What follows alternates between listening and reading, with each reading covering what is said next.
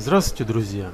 Итак, мое небольшое, но очень увлекательное путешествие на крайний север началось 5 июля железнодорожного вокзала города Сочи, откуда вечером на электричке «Ласточка» я выехал в аэропорт Адлер.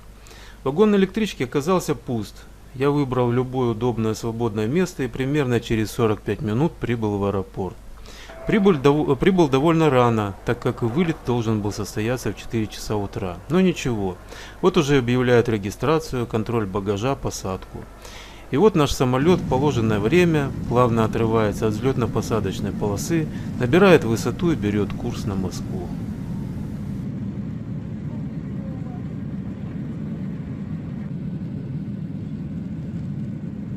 Под крылом медленно поплыла морская рябь. Хоста, Мацеста, центр Сочи. Скажу честно, с такого ракурса и в таком освещении я Сочи еще никогда не видел. Мысленно сказал ему, а также спящим где-то внизу жене и детям до свидания, полностью отдался во власть ощущению полета и видом в иллюминатор.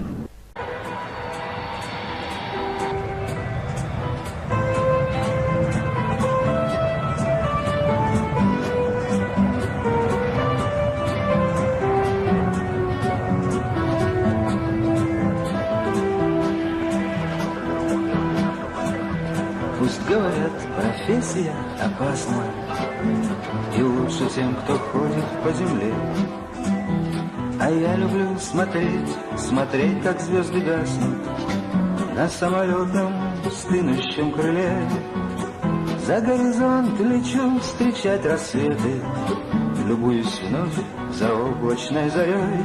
Пускай мне позавидуют поэты, когда я поднимаюсь над землей. Пускай мне позавидуют поэты, когда я поднимаюсь над землей. Через 2 часа мой самолет благополучно приземлился в аэропорту Внуково.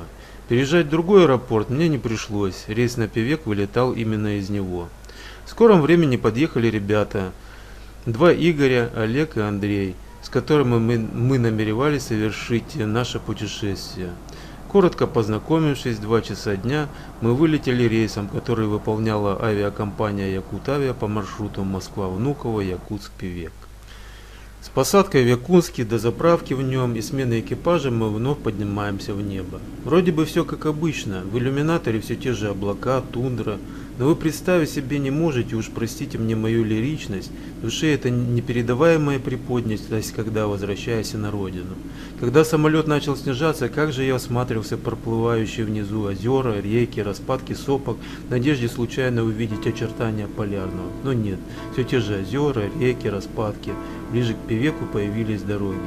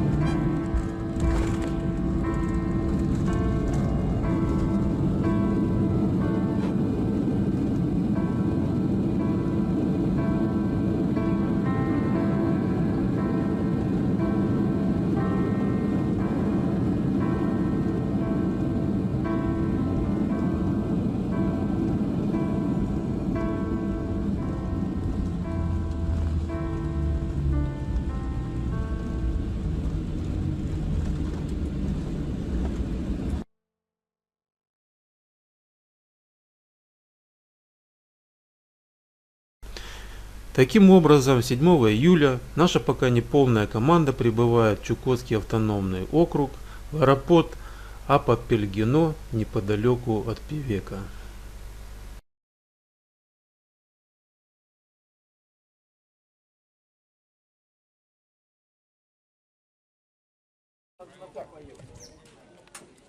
Сколько у нас получается? У тебя будет место на троих? Ну все. В аэропорту нас встретил организатор, вдохновитель, исполнитель, все в одном лице и очень хороший человек Николай Никушин. После таможенного досмотра, пограничного досмотра и выдачи на руки индивидуального пропуска, дающего право на въезд, мы погрузились в несколько автомобилей и поехали на гидрометеорологическую станцию, в названии могу ошибиться, где, собственно, базировались и ожидали нас вездеходы.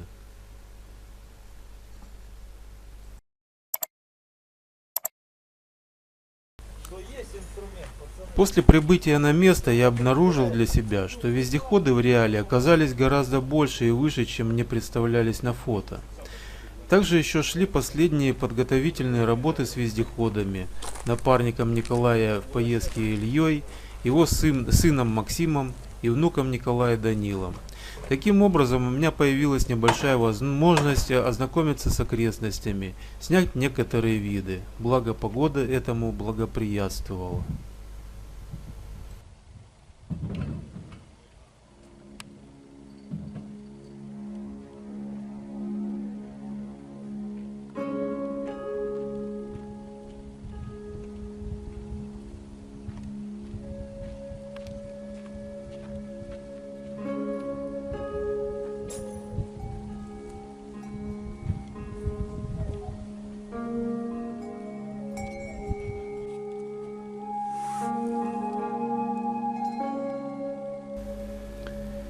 Первым делом я пошел к берегу Восточно-Сибирского моря, благо до него было метров 50, и сходу же сделал для себя первое открытие.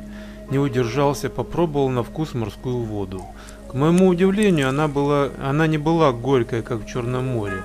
Обычная соленая вода, хоть сейчас наливай кастрюли и вари суп, что называется, посолено по вкусу.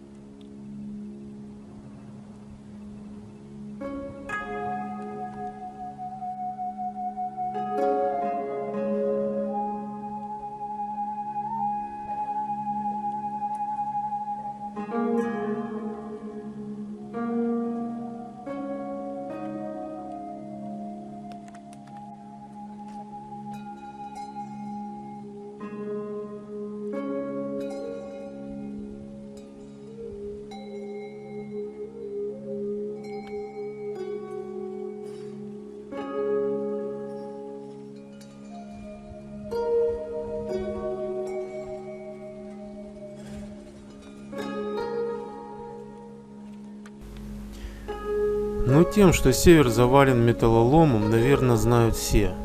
Замороженное богатство в прямом и переносном смысле, и чего здесь только нет.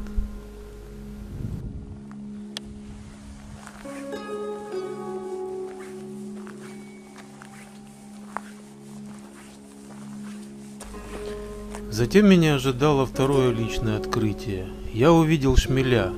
Да, шмеля за полярным кругом. Немало удивившись, как они тут выживают, подумал, но если цветы цветут, значит это кому-нибудь надо. Оказалось, надо с шмелям, потому как пчелы здесь точно не выживут.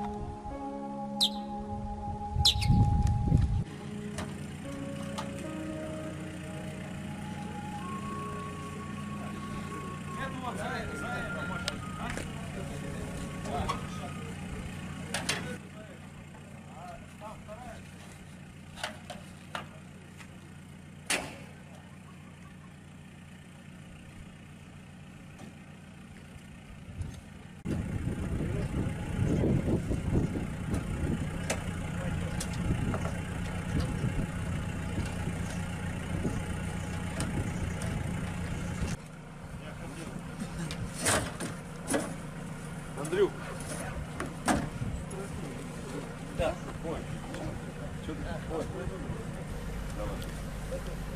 Последнее приготовление. Все почти готово. Еще раз убеждаемся, насколько здесь переменчивая погода. Совсем недавно проглядывало солнце, было очень тепло, почти жарко. И вот уже моросит дождик.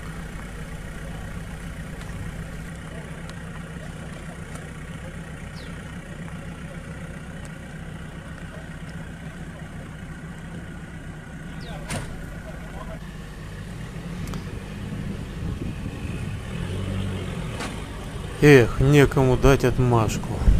Ну все, в добрый путь. Отправляемся.